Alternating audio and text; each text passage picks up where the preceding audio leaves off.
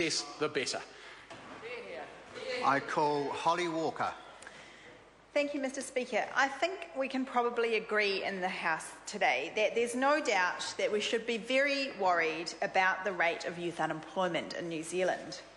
We know that there are at least 90,000 young people nationwide who are not in any kind of employment, education or training. We know that more young people are claiming the unemployment benefit in every region of the country than 5 years ago. And we know that youth employment for those aged 15 to 19 is at around 30%. That is a rate that rivals that of Spain, of Greece, and of all those countries in economic chaos at the moment, Mr. Speaker. And we don't want to be in that list of countries. And as well as hurting our young people right now, such high rates of youth unemployment will be disastrous for our country in the long term, for our long-term health and education and employment and justice spending, for the skills and sustainability of our future workforce. So, Mr. Speaker, this issue does deserve the highest priority of this House. However, the government claims that reintroducing youth rates is its answer to these high rates of youth unemployment, that reintroducing youth rates, as it does in this bill, will improve job opportunities for young people and will encourage employers to take on more young workers. So how did they arrive at this particular solution to the problem of youth unemployment? Did they, Mr. Speaker, conduct a detailed evaluation of all the different ways that you might address youth unemployment, of all the different options to help young people into employment and training, and have a look at them against some kind of robust criteria about which was the most likely to succeed? No, they did not. They made an ideological commitment before the election to reintroduce youth rates, largely at the behest of that single-member, irrelevant and unpopular support party that they have, the ACT Party, and they pursued it without even looking at any other options to reduce youth unemployment. And how do we know they didn't look at any other options? Because it says so, Mr. Speaker, in the regulatory impact statement for this bill. And I quote, "The starting out wage proposal is a pre-election policy commitment. The Ministry's analysis has therefore not considered other options for achieving the objectives of the proposed starting out wage package." That's right, Mr. Speaker, they didn't even look at any other options to achieve the objective of reducing youth unemployment. This is not evidence-based policy, Mr. Speaker. It is, to borrow a phrase which I learnt from my colleague who's just spoken, Ian Lees-Galloway, last week, policy-based evidence. Having come up with the policy, they then got their officials to come up with some evidence to support it. And that is no way to make policy, Mr. Speaker. And what's in this bill is no way to reduce youth unemployment. Now, before I go on to talk a bit about the provisions of the bill and how harmful and discriminatory they are, I want to spend a little bit of time talking about some of the other things that the government could do to assist more young people into employment, education and training instead of what's in this bill. And the reason I want to do that is because I'm aware that there are probably quite a few young people following the debate today. And they will have heard a lot if they're listening. Yeah, because they're directly affected by it, Mr. Bridges. They will have heard, well, and if they're not listening, there's a reason for that. They will have heard how hopeless the youth unemployment situation is, how they should be satisfied with any paid job they can get, even if it's paid at less than subsistence wages. They will have heard a lot about how bad the bill is, and it is very bad. But, Mr. Speaker, I don't want any young people listening to this debate to lose hope or lose faith in the ability of this Parliament and us as MPs to advocate for them and for policies that actually work for them. Because having heard all that doom and gloom, I wouldn't blame them for switching off. And if indeed, as the Minister says, they're not watching, and he should be very concerned as the Minister responsible for this bill if they're not, watching, it's because politics has become irrelevant and hostile to them. Indeed, the voting statistics from the last election show that more and more young people are doing exactly that, turning away from Parliament and politics and disengaging from our political system.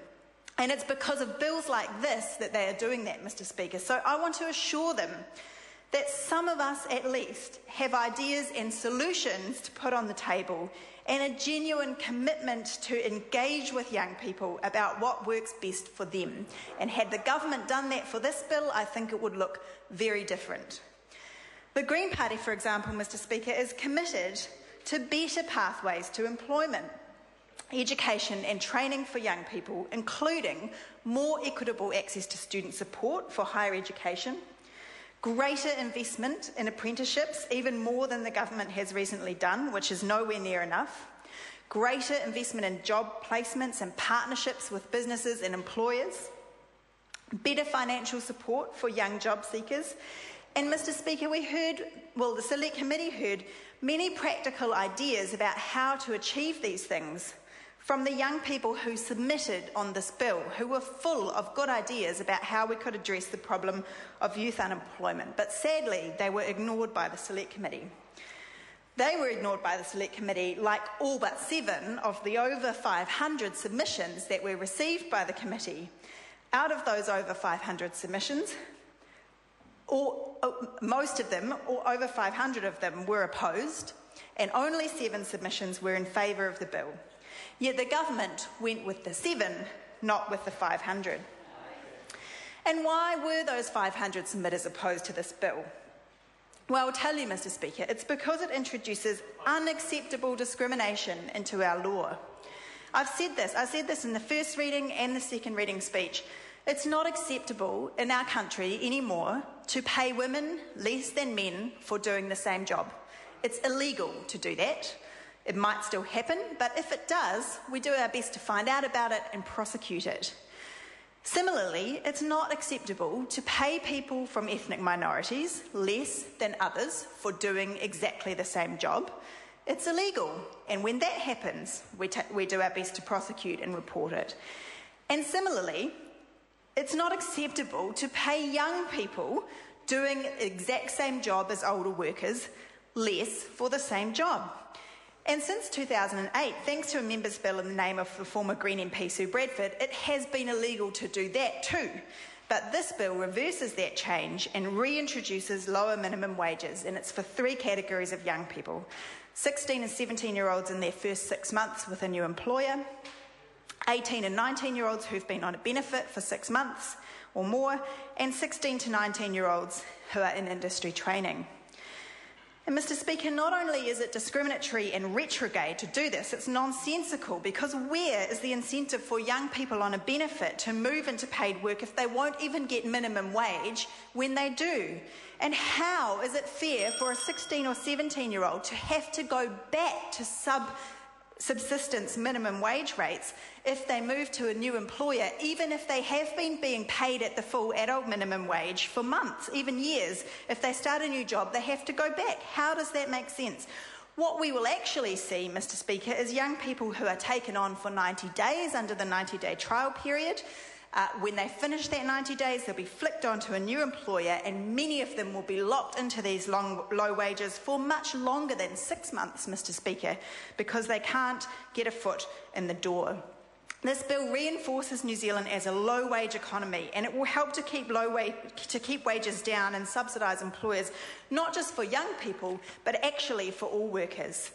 But worst of all, Mr. Speaker, I think it sends a terrible message to young people about the value that we place on them in this Parliament. It says they are not worth as much as older New Zealanders, that their skills and their labour is less valuable, that their expenses and their costs are not as important, and essentially that they, as human beings, are simply not as important as older New Zealanders. And it's no wonder, with a Parliament that sends that message, that young people are turning away from us in droves, Mr. Bridges.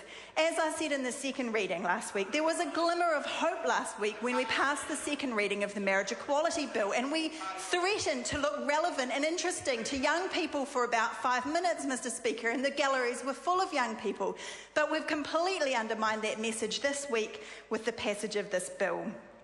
And it tells young people they're not worthy of our respect, and as I said last week in Parliament, I'm ashamed of this House for passing it. I call Mike Sabin. Thank you, Mr. Speaker. We've heard from both the Labor Party and Green